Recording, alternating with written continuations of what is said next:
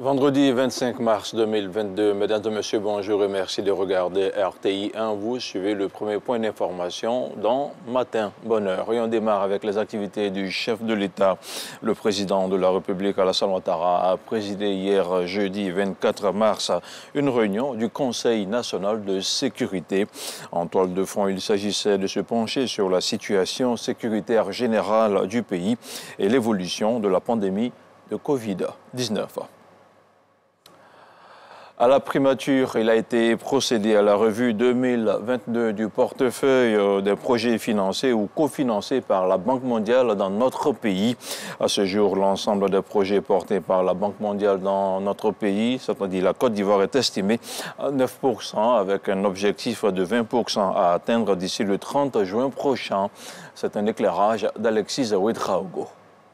Cette revue de 2 jours nous a permis de prendre une pause et nous assurer que les projets de la Banque mondiale présentement en cours d'exécution, les projets à venir, étaient très bien alignés sur la vision 2030 du chef de l'État. Ce jeudi à la primature, la revue 2022 du portefeuille Banque mondiale se tient. Doté de 27 projets d'une valeur de 3,5 milliards de dollars, son exécution reste de 9%. On a un projet, on a la ressource nécessaire et on ne décaisse pas. Je pense que ça nous interpelle.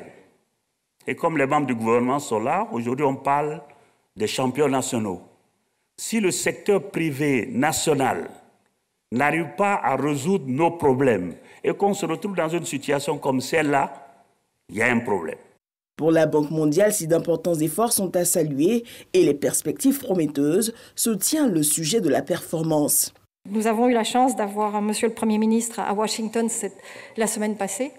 Il a eu des rencontres de haut niveau avec le conseil d'administration pour présenter la vision 2030 et comment il envisage au niveau de l'État ivoirien d'utiliser au mieux toutes les ressources et les instruments du groupe de la Banque mondiale, aussi bien pour le financement public au niveau de l'État, mais aussi du financement du secteur privé par la SFI et MIGA.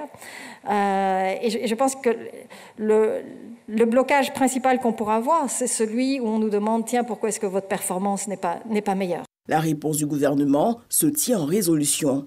Le taux de décaissement global du portefeuille à ce jour est de 9,78% pour un objectif d'au moins 18% à la fin de l'année fiscale de la Banque mondiale qui est fixé au 30 juin 2022.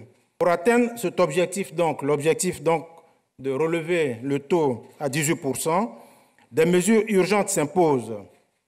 Celles-ci portent entre autres sur l'amélioration de la gestion financière des projets, le renforcement du cadre institutionnel et réglementaire, les sauvegardes environnementales et sociales, sans oublier bien sûr l'appropriation des projets par les ministères techniques. Autre recommandation, celle de ramener à un délai raisonnable de 3 mois le temps d'exécution des projets pris en compte par la banque. Autre chose à présent, afin de mieux lutter contre la cherté de la vie, le gouvernement a adopté des mesures, notamment le plafonnement des prix de certains produits de grande consommation. Sont concernés le riz, l'huile de palme raffinée et la viande de bœuf.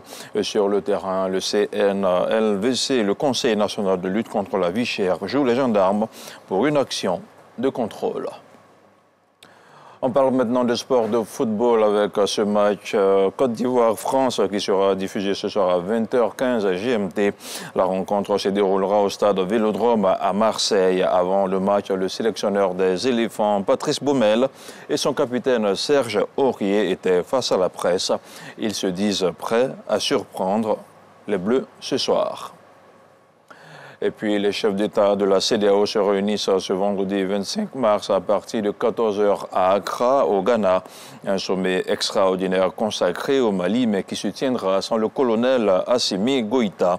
Ce dernier propose tout de même de participer à la réunion par visioconférence. Une délégation de 4 ministres se préparait à représenter le Mali à Accra. Mais le format du sommet, un huis clos entre chefs d'État, interdit de fait leur participation. C'est ce qu'a expliqué dans un tweet laconique le ministre malien des Affaires étrangères, Abdoulaye Diop. Et puis le Conseil de sécurité de l'ONU doit se réunir ce vendredi au lendemain du lancement par la Corée du Nord d'un missile balistique intercontinental. Pyongyang rompant ainsi un moratoire qu'elle observait depuis 2017-2018. Les Nations Unies, par la voix du porte-parole du secrétaire général Antonio Guterres, ont condamné hier jeudi avec force ce tir poussant les États-Unis, le Royaume-Uni, la France, l'Albanie, l'Irlande et la Norvège à demander une réunion du Conseil de sécurité, laquelle se tiendra ce vendredi. Et voilà, c'est tout pour ce premier point d'information. On se retrouve dans une demi-heure.